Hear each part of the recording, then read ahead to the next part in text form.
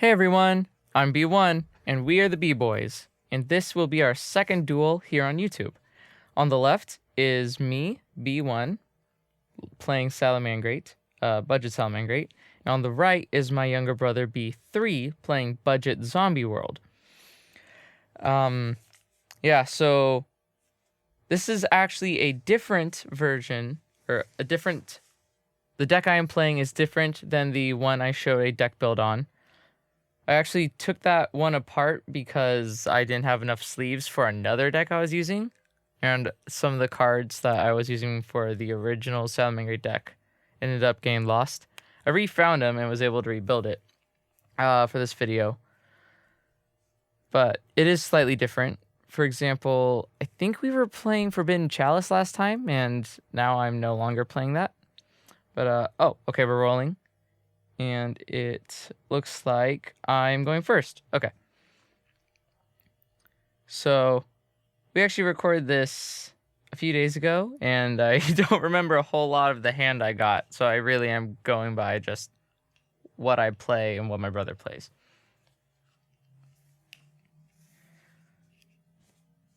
So first move will be to summon Lady Debug and wait for a response before I actually pick up my deck. Okay, an effect failure. Luckily for me, I had a Call by the Grave.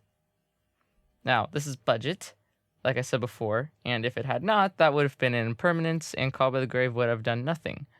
Which is the reason why some Salamangreat players don't like playing Lady Debug, is because of the risk of getting impermed and not being able to do anything about it. But, search Gazelle off of the debug.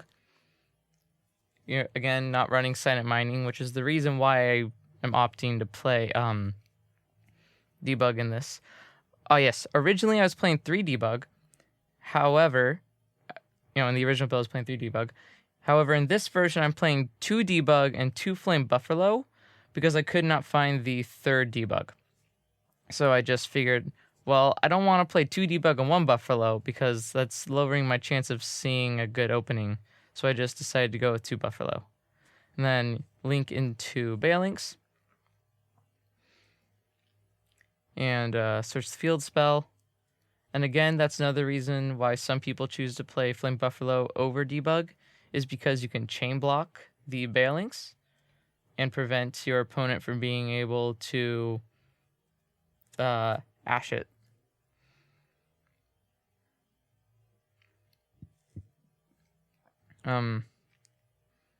Yeah, so definitely the Lady Debug version, it's more susceptible to hand traps. However, it really does help a budget version be more consistent by enabling you to have more ways to search for Gazelle without needing Silent Mining. However, so I discarded Spinny to boost Balinks by 500, and then that triggered Gazelle. And I think I end up sending Roar off of this.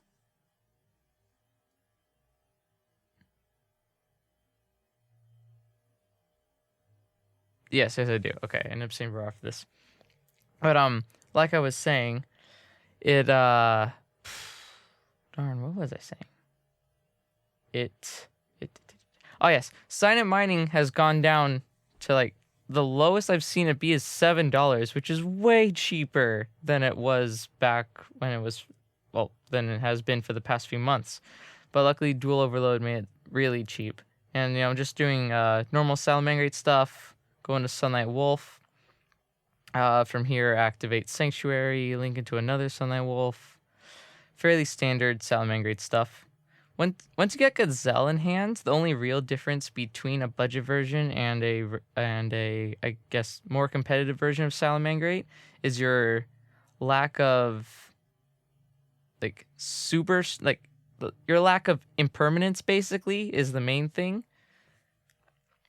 It's like the really big difference after you've gotten hold of Gazelle. And then Desires. Sorry, I mean I play Desires, or I activate Pop Desires, banish top 10, draw 2,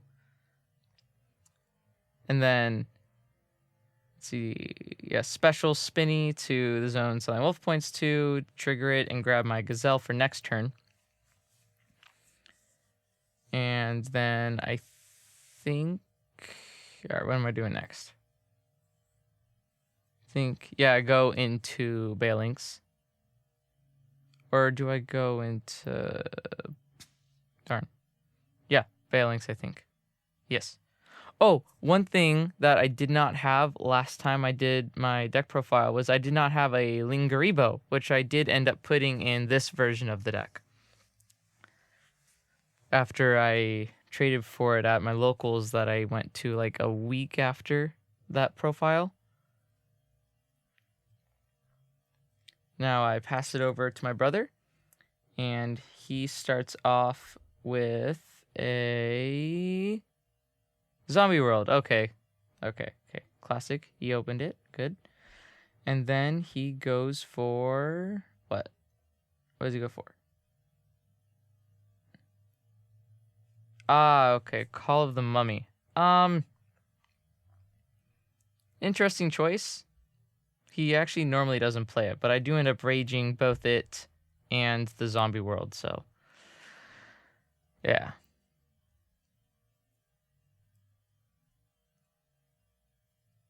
All right. Trying to think through his options here.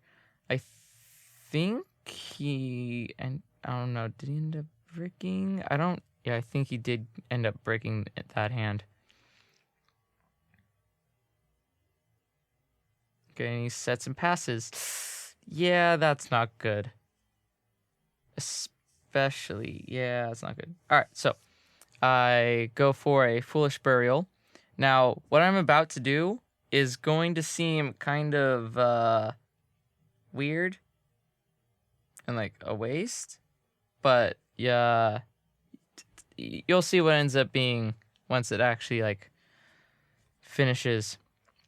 So I end up sending Jaguar to trigger Gazelle and special summon itself, which then allows me to send, I think, another Spinny? Or no, I send Will. Right. Because I banished my other 2 copies of Spinny with that Pop Desires. Yeah. Okay, so yeah, send Will. And then I can add it back using Sunlight Wolf.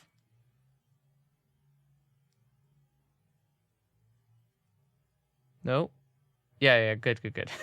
Okay, so yeah, add Will back with Sunlight Wolf. And then...